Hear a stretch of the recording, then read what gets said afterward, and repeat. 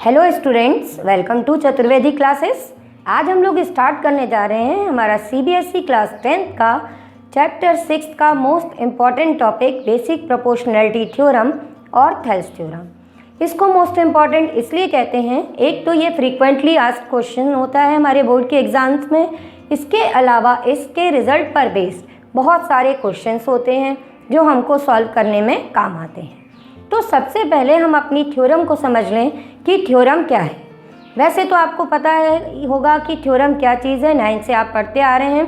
सबसे पहले हमने एक्सियम पढ़े थे कि जब कोई भी एक रिज़ल्ट है उसको हमने एज इट इज़ एक्सेप्ट किया और यूज़ कर लिया। फिर उसके बाद हमने पोस्टुलेट्स पढ़े थे, पोस्टुलेट्स जिसमें हम किसी एग्जाम्पल को देके अपने रिज़ल्ट को वेरीफाई कर रहे थे। और उसके बाद हमने थ्योरम्स डिस्कस की। थ्योरम जिनके हम प्रॉपर प्रूफ्स देते हैं वो स्टेटमेंट्स। तो सबसे पहले हमारी आज की थ्योरम का स्टेटमेंट क्या है, पहले हम वो समझ लेते हैं। हमारी थ्योरम जो बेसिक प्रोपोर्शनैलिटी थ्योरम है, जैसा कि इसके नाम में ही लिखा है कि ये प्रोपोर्शन के लिए थ्योरम है, तो ये कहती क्या है सिमिलर ट्राइंगल्स के केस में। इसमें लिखा है कि अगर आपने एक लाइन ड्रॉ की है parallel to one side of a triangle to intersect the other two sides in distinct points, the other two sides are divided in the same ratio। आपको ऐसे समझ में नहीं आ रहा होगा, हम फिगर बना के करेंगे।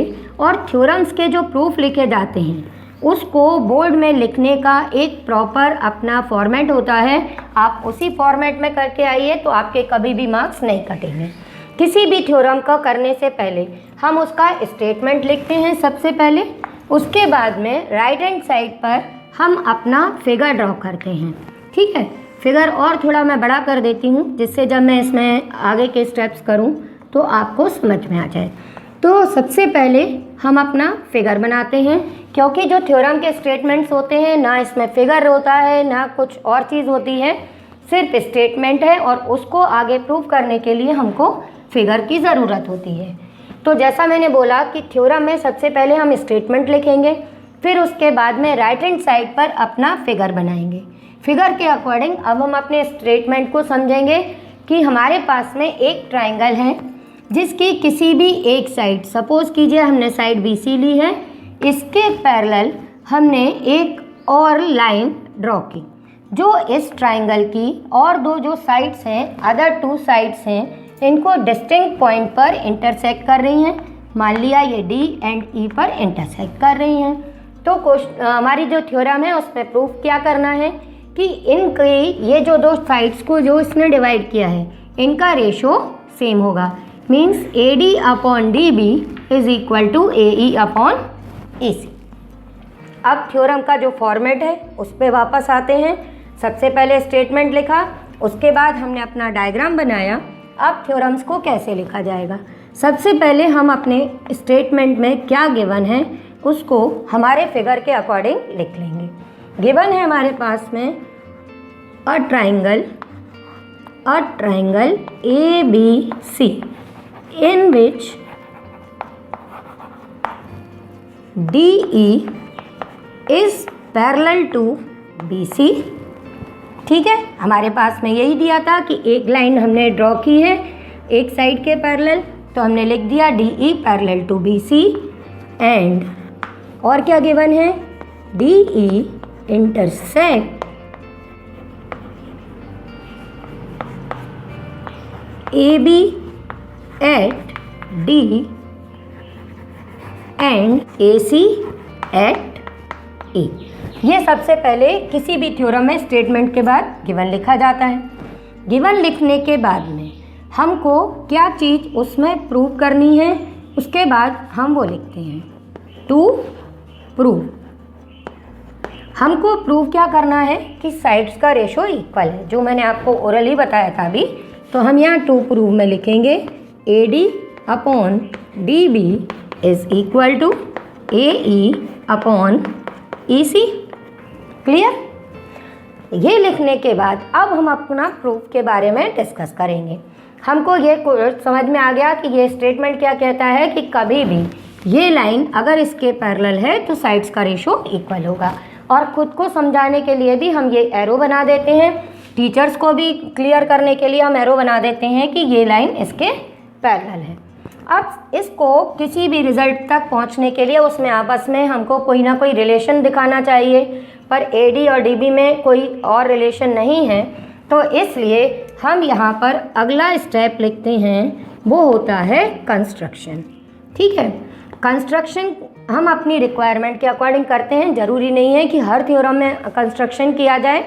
यहाँ पर हमको इनका रेशो बताना है, तो उसके लिए हम कंस्ट्रक्शन करेंगे।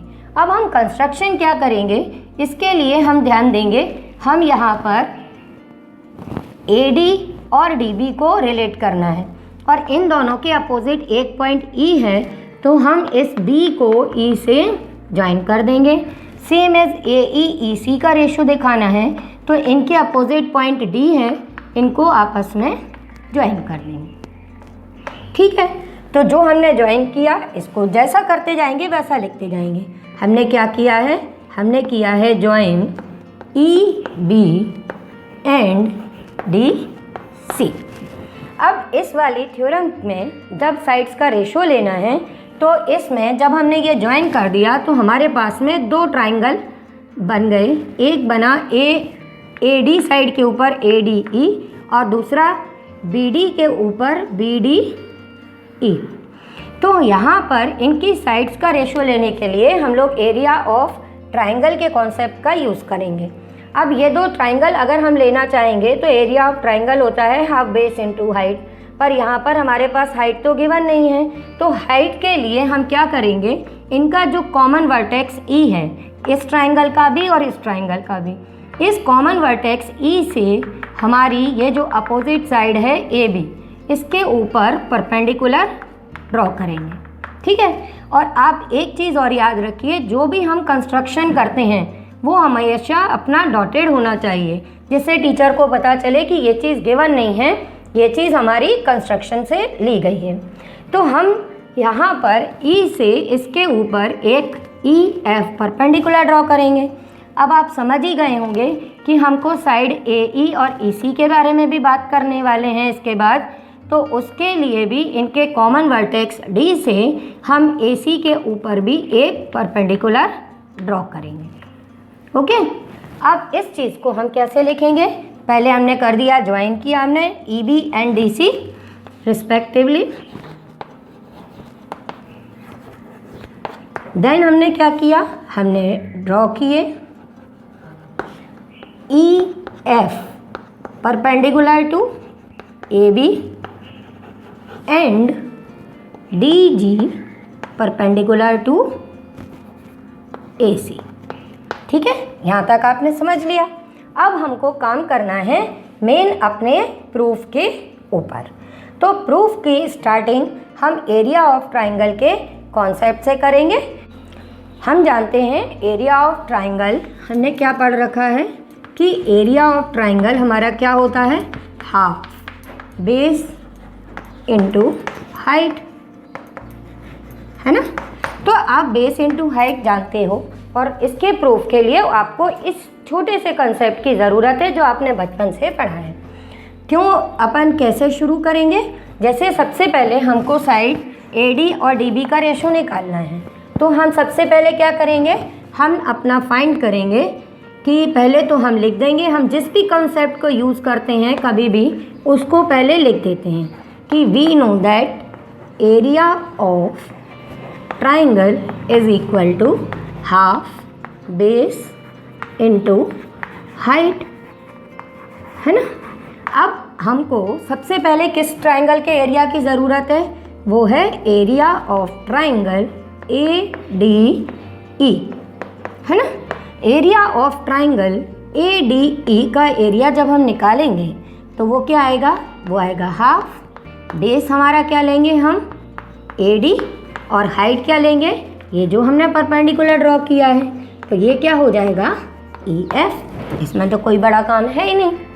अब दूसरा ट्राइंगल BD पे बनने वाला लेना है, और BD पे बनने वाला ट्राइंगल कौन सा लेना है, जो E वर्टेक्स पे पहुँचे। तो यहाँ लिखेंगे हम एरिया ऑफ ट्राइंगल BDE। अगर आपको वैसे याद ना रहे तो आप उसमें टू प्रूफ में लिख चुके हैं कि AD अपॉन BD का रेशो निकालना है, तो तो इसमें ट्राइंगल में AD लिखना है, इसके ट्राइंगल में BD लिखना है। यहाँ पे दोनों के कॉमन वर्टेक्स लिखना है, यानी ऊपर भी E लिखा है तो नीचे भी क्या लिखना है, E लिखना है। अब एरिया ऑफ ट्राइंगल में हाफ, बेस में हमें मालूम है इसका बेस अगर AD है तो इसका बेस हमको BD लिखना है। अब इसकी हाइट EF है तो इसकी हाइट क्या लोगे, इसकी हाइट भी EF लोगे। क्यों लोगे, देखो अगर इस चीज़ को हम नीचे बना के देख लेते हैं कि मान लीजिए कि ये मैंने जो अपना अभी ट्राइंगल है ABE, इसको इस फॉर्म में बना दिया ABE, ठीक है।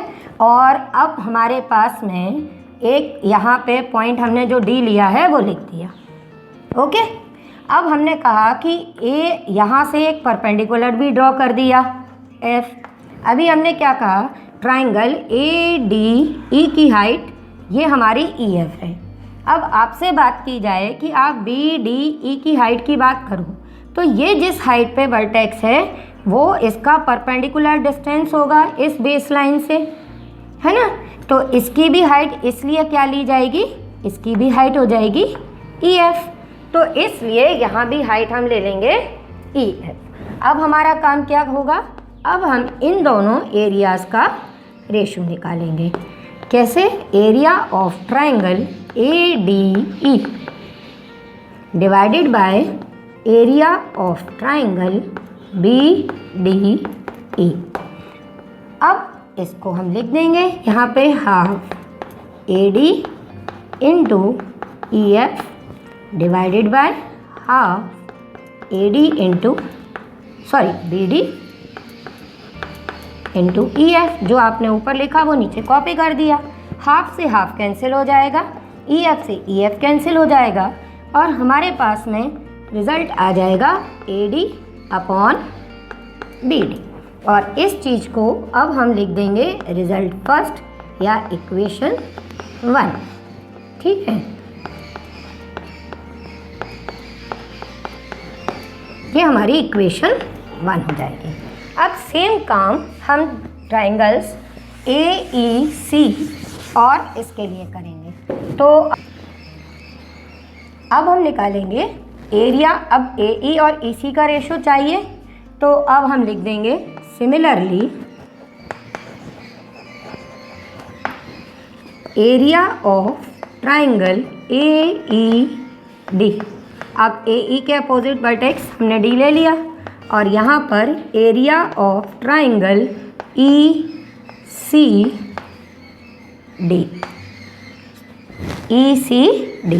जैसा मैंने बोला अगर कहीं कन्फ्यूज़न हो तो जो हमें बेस लेने हैं AE अपॉन EC वो लिख दिए, ऊपर D लिया है तो नीचे भी D लिख दिया। अब यहाँ पर भी एरिया ऑफ ट्राइंगल आपको लिखना है तो मालूम ही है हाफ लिखना ही पड़ेगा। बेस हमको AE चाहिए तो A ही लिखना है और हाइट हमने DG ड्रॉ की है तो हाइट DG सेम नीचे कर दिया। अब ये हमने जल्दी जल्दी कर लिया क्योंकि एक बार हम समझ चुके हैं। तो ये कैंसिल किया, ये कैंसिल किया और हमारे पास में area of triangle AED upon area of triangle ECD ये कितने आ गए, AE अपॉन EC। इसे हमने रिज़ल्ट 2 लिख दिया।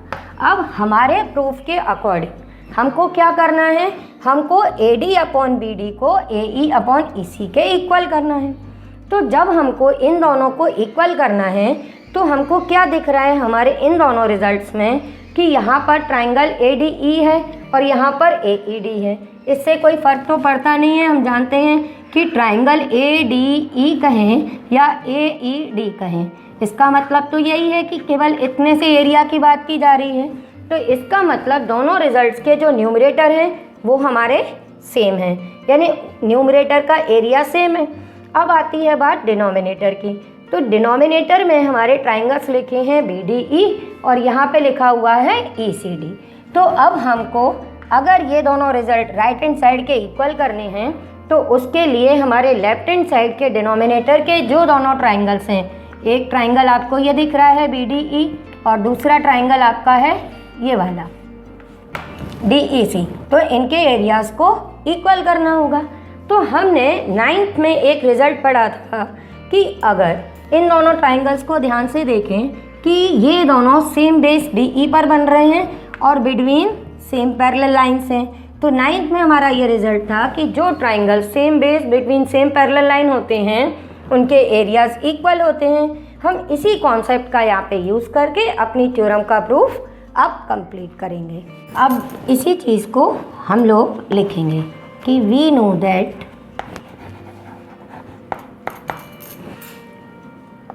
if triangles are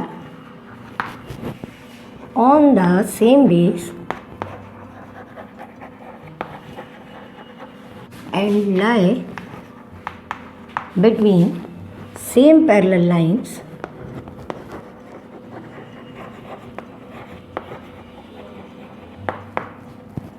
then area of triangles